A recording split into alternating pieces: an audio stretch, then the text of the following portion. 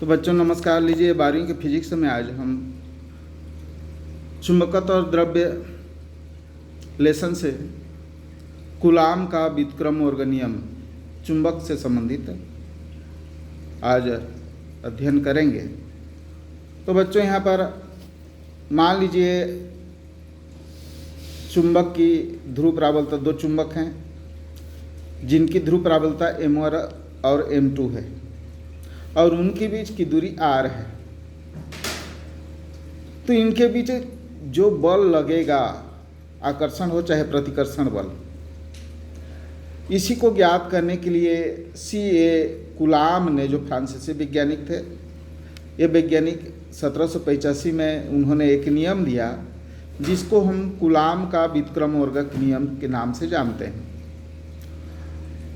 अब हम जानते हैं कि चुंबक में हमेशा दो ध्रुव होते हैं और यदि पास में हम दूसरा चुंबक लाएं, ये N उत्तरी ध्रुव, S दक्षिणी ध्रुव,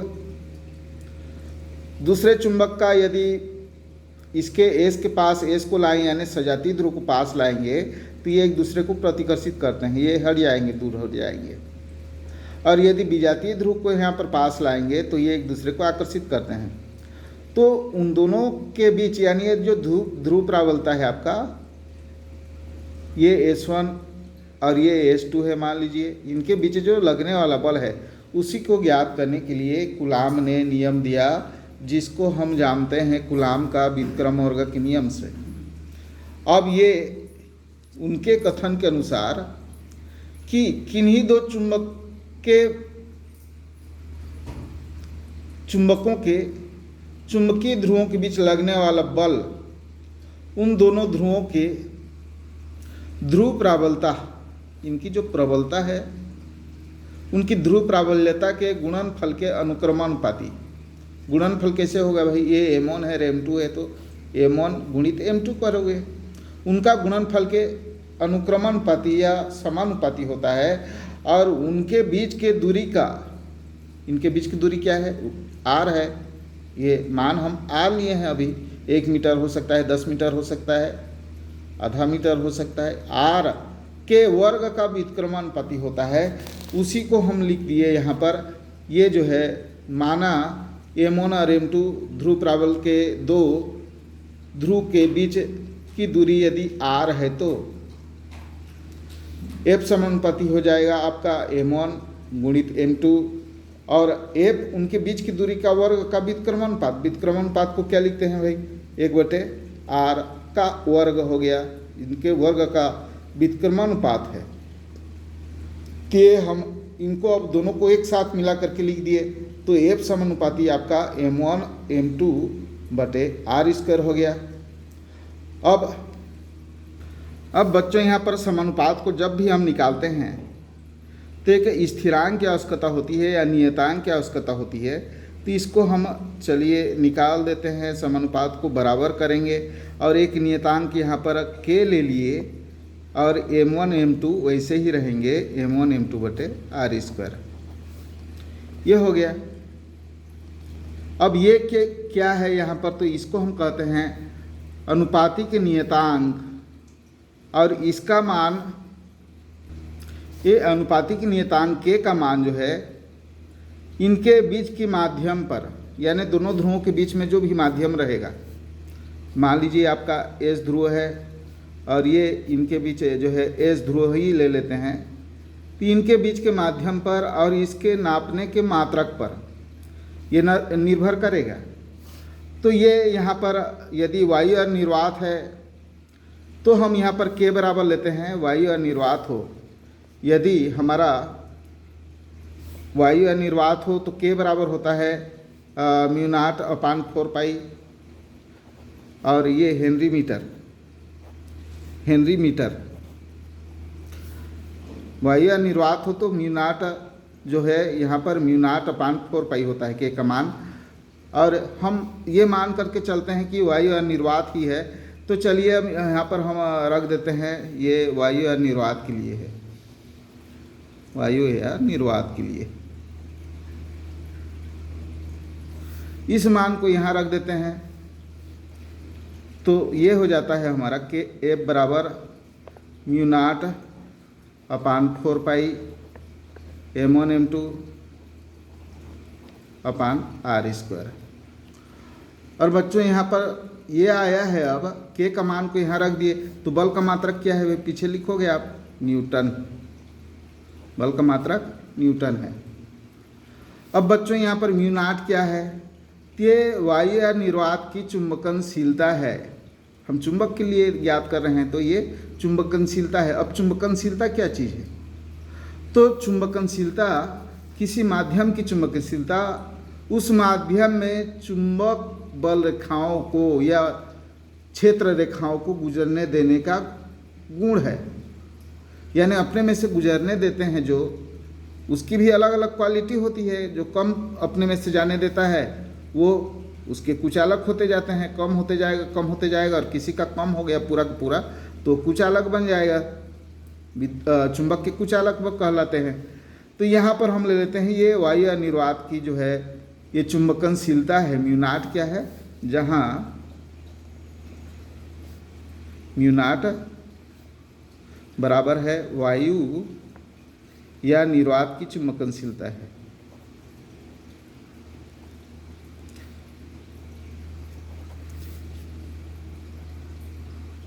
चुंबकनशीलता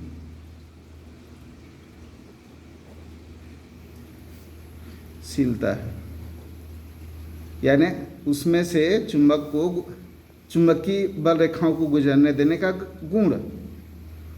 अब बच्चों इसका मान भी हम जानते हैं, म्यू नॉट का प्रायोगिक जो मान दिया गया है वो है आपका म्यू नॉट बराबर 4 पाई गुणित 10⁻⁷ हेनरी प्रति मीटर।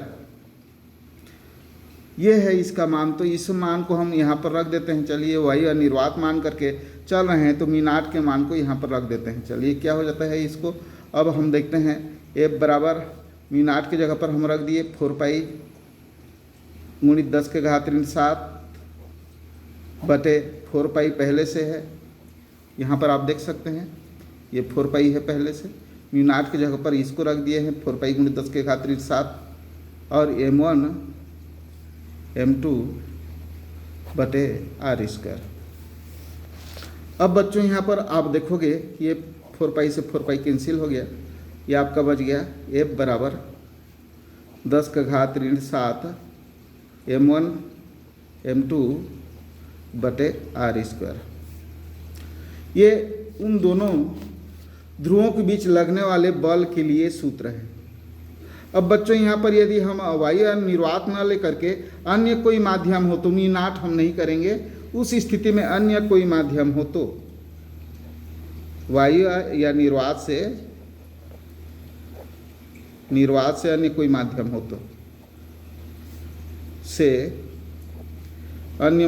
तो हम केवल म्यू लिखते हैं जो माध्यम की चुंबकनशीलता कहलाती है, अन्य माध्यम हो।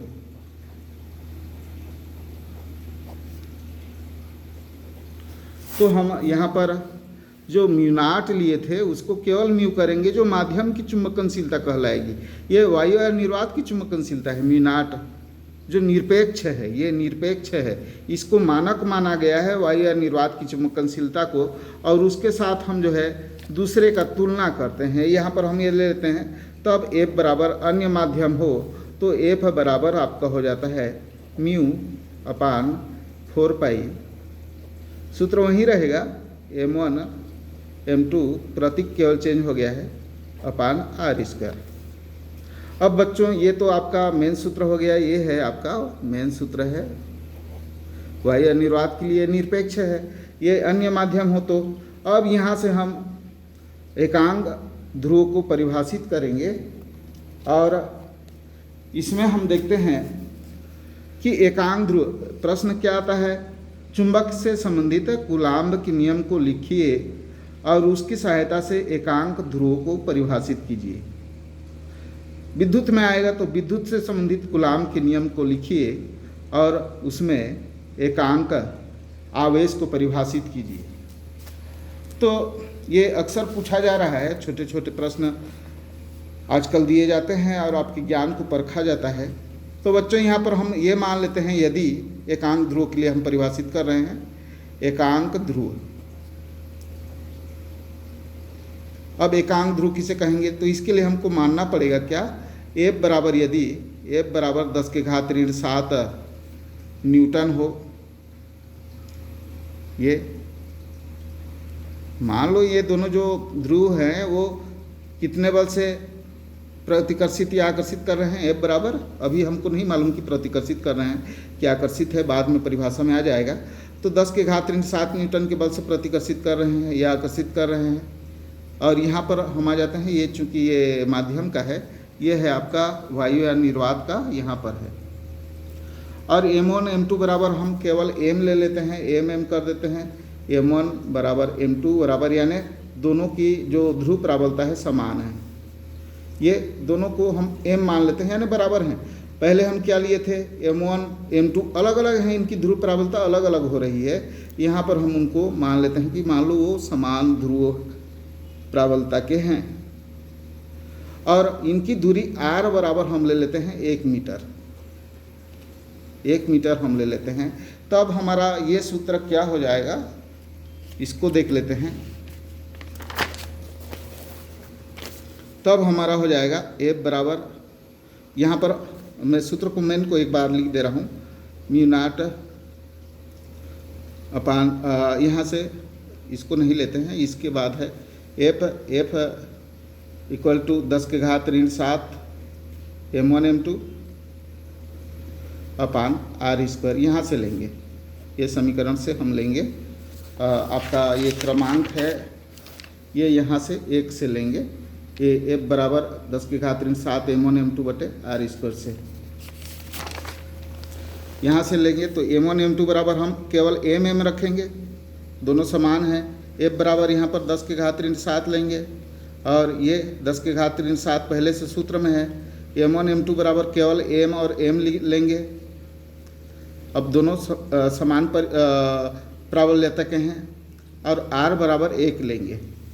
तो बच्चों यहाँ पर 10⁻⁷ को इधर ले आइए, ये इधर ले आएंगे तो क्या हो जाएगा, 10⁻⁷ बटे 10⁻⁷, ये गुणा है इधर, किस में है, ये गुणा में है, इधर आके भाग में गया तो ये निरस्त हो जाएगा, बराबर 1 होगा, और इसलिए इधर आ जाएगा m गुणित m बराबर m² हो गया, अपान 1 का मतलब m² ही हुआ, यानी इसका हो गया हमारा m² बराबर 1। और बच्चों यहाँ वर्ग है तो इधर जाके क्या होगा, वर्गमूल होगा, और वर्गमूल में 1 का वर्गमूल भी करोगे तो 1 ही आएगा।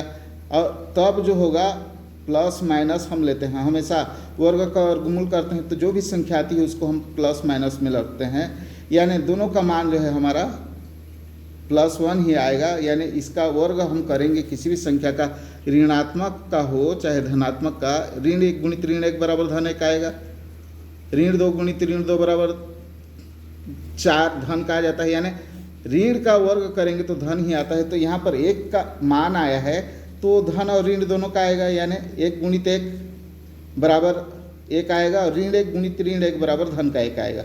इस स्थिति में यानी जब दोनों ध्रुव प्राबल्यता समान है और वो सजाती हों, यानी धन धन करेंगे तो भी 1 आएगा, और ऋण ऋण करेंगे तो भी 1 आएगा। यानी जब सजातीय ध्रुव हों दोनों, और वो 1 मीटर की दूरी पर स्थित हों, और कितने बल से वो प्रतिकर्षित करेंगे, अब सजाती हैं तो प्रतिकर्षित करेंगे, कितने बल से, 10⁻⁷ न्यूटन के बल से प्रतिकर्षित करें एक दूसरे को, तो वो क्या कहलाएगा, एकांक ध्रुव कहलाएगा। यानी 1 मीटर की दूरी पर स्थित समान परिमाण ध्रुव प्राबलता के 2 सजातीय ध्रुव एक दूसरे को यदि 10⁻⁷ न्यूटन के बल से प्रतिकर्षित करते हैं तो क्या कहलाएंगे, एकांक ध्रुव कहलाएगा। यहाँ पर ये आपका परिभाषा है। एकांक ध्रुव वह ध्रुव है जो वायु या निर्वात में 1 मीटर की दूरी पर स्थित रहने पर समान परिमाण के सजातीय ध्रुव को 10⁻⁷ न्यूटन बल से प्रतिकर्षित करता है। यानी सजातीय ध्रुव को 10⁻⁷ न्यूटन के बल से प्रतिकर्षित करता है, उसको हम एकांक ध्रुव कहते हैं। तो बच्चों आशा करता हूँ आप लोगों को समझ आ रहा होगा, और यदि समझ आ रहा है तो कृपया सब्सक्राइब कर लीजिए, क्योंकि मैं पूरा कोर्स आपको पढ़ाने वाला हूँ। और रेगुलर वीडियो देखिए और इसको अपने में विकसित कीजिए। फिजिक्स को नहीं रटा जाता, आप अपने में विकसित कीजिए, बिना देखे बोलने की कोशिश कीजिए, और मैं आशा करूँगा कि आपको निश्चित ही फिजिक्स की भाषा आ जाएगी और उसके बाद आप बेधड़क लिखोगे। तो वीडियो में अंत तक जुड़े रहने के लिए धन्यवाद। थैंक्स।